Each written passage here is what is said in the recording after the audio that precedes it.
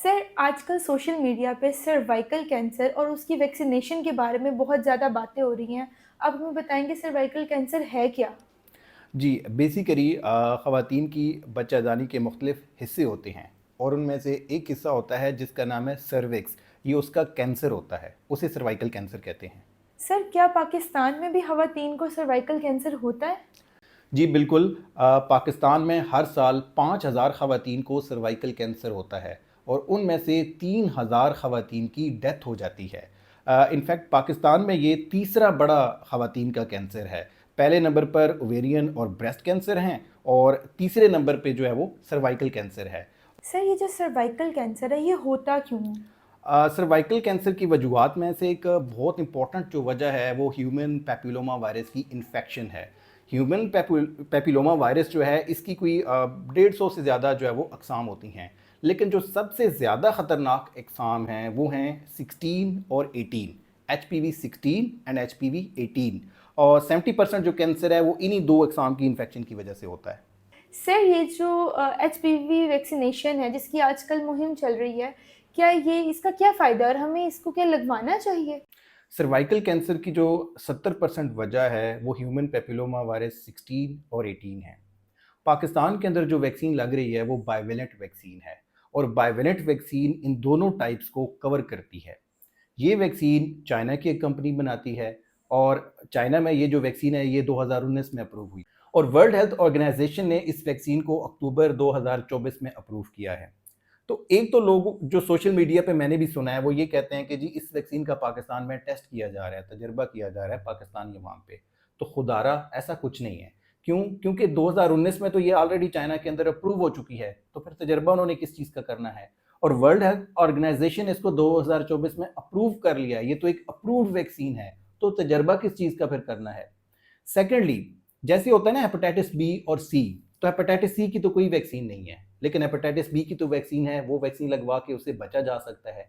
इसी तरह से ब्रेस्ट कैंसर की, ओवरी कैंसर की कोई वैक्सीन नहीं है, लेकिन इसकी जो है सर्वाइकल कैंसर की वैक्सीन तो डेवलप हो गई है और ये वैक्सीन लगवा के इससे बचा जा सकता है। सर, इस वैक्सीनेशन के बारे में बहुत ज़्यादा मिथ्स भी हैं कि लड़कियां जो हैं इन फ्यूचर प्रेग्नेंट नहीं हो सकती, बांझपन का शिकार हो सकता है, तो क्या ये रियल है? ये सारा प्रोपेगेंडा है। देखिए माशाल्लाह पाकिस्तान की आबादी 25 करोड़ है। तो अगर कोई वैसे भी ये प्लान कर रहा है कि पाकिस्तान की आबादी को रोका जाए तो वो बहुत लेट हो चुका है। ये नहीं रोक सकती अब। और मुझे एक और चीज़ की समझ नहीं आती कि सोशल मीडिया पे जब भी कोई वैक्सीन आती है तो पहला सवाल यही शुरू हो जाता है। जैसे कोरोना की वैक्सीन आई थी तो उसमें भी यही कहते थे कि इसका मकसद है कि जो है ना ख़वातीन बाँझ हो जाएँगी और मर्द जो हैं वो भी बाप नहीं बन सकते। तो अब इस वैक्सीन के बारे में भी यही प्रोपेगेंडा किया जा रहा है। मतलब मुझे ये समझ नहीं आ रही कि हम ऐसा क्यों समझते हैं कि पूरी दुनिया सिर्फ इस कोशिश में लगी हुई है कि पाकिस्तानियों की आबादी ना बढ़े और इसके बावजूद माशाल्लाह से पाकिस्तान की जो आबादी है वो दिन ब दिन बढ़ती जा रही है। तो ये सारा फ़ॉल्स प्रोपेगेंडा है। और एक वैक्सीन और का ऐसा कोई साइड सॉरी इफ़ेक्ट नहीं है। सर, एक और मिथ है कि जिन जो ये वैक्सीनेशन लगवाएंगे, इनकी लाइफ बहुत कम हो जाएगी, टू शॉर्ट लाइफ हो जाएगी, तो ये क्या है? ज़िंदगी और मौत तो अल्लाह ताला के हाथ में है। कोई इंसान इसको प्रेडिक्ट नहीं कर सकता। वैक्सीन के बारे में बिल्कुल सादा-सी बात जो पहले मैंने की है कि 2 आप ग्रुप्स बना लें। एक वो लोग जिन्होंने ये वैक्सीन लगवाई है, उनको सर्वाइकल कैंसर का खतरा कम है और एक वो लोग जिन्होंने ये वैक्सीन नहीं लगवाई, उनको सर्वाइकल कैंसर का खतरा ज़्यादा है और हर साल 5,000 ख़वातीन को पाकिस्तान में सर्वाइकल कैंसर हो रहा है और उनमें से 3,000 की डेथ हो रही है।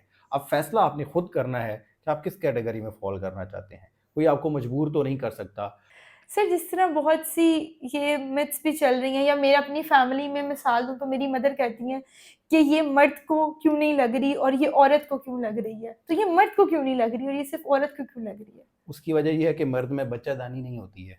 तो जब मर्द के अंदर बच्चादानी होती ही नहीं है, तो इसलिए मर्द को ये वैक्सीन कैसे लग सकती है? अच्छा, कुछ लोग ये भी कह रहे हैं कि ये वैक्सीन पता नहीं हलाल है या हराम है या ये हम मुसलमानों के ख़िलाफ़ साज़िश है। तो आप गूगल पे ये खुद सर्च कर लें।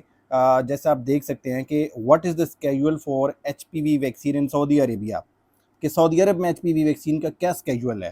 तो आप इसका आंसर पढ़ लें कि the Saudi Arabia MH recommends the following vaccination schedule for females of different age groups. इसमें 9 से 14 साल की बच्चियां जो हैं उनको 1 से 2 डोजेज़ लगती हैं। 15 से 20 साल की बच्चियों को भी 1 से 2 डोजेज़ लगती हैं। इसी तरह से 21 साल जो उससे ज़्यादा उम्र की जो ख़वातीन हैं, उनको भी उन्होंने कहा जी विदिन 6 मंथ्स 1 टू 2 डोजेज़ लगानी है।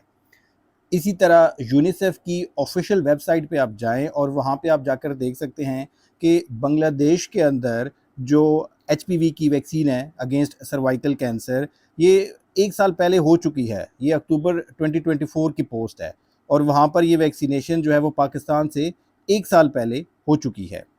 आप यूनिसेफ की ऑफिशियल वेबसाइट पे जाके मज़ीद ये पढ़ सकते हैं कि पाकिस्तान में रोज़ाना 8 ख़वातीन की सर्वाइकल कैंसर की वजह से डेथ हो जाती है। और वैक्सीन के बारे में उन्होंने क्लियरली लिखा हुआ है, HP vaccine is pre qualified by WHO, it is a safe, science based and effective protection against cervical cancer and it has a long history of saving lives in over 150 countries including Muslim countries. यानी उन्होंने specifically मुसलमान मुल्कों का भी हवाला दे दिया है और इसमें उन्होंने ये भी लिखा हुआ है कि पाकिस्तान में इसके बारे में झूठा प्रोपेगेंडा हो रहा है। तो वो तमाम लोग जो कि सोशल मीडिया पे और जो ये इस तरह का कंटेंट जो है वो क्रिएट कर रहे हैं जो कि एक झूठा फाल्स प्रोपेगेंडा है बगैर इल्म के, मेरा ये ख्याल है कि दुनिया के सामने भी वो मुल्क की जो है वो साख ख़राब कर रहे हैं।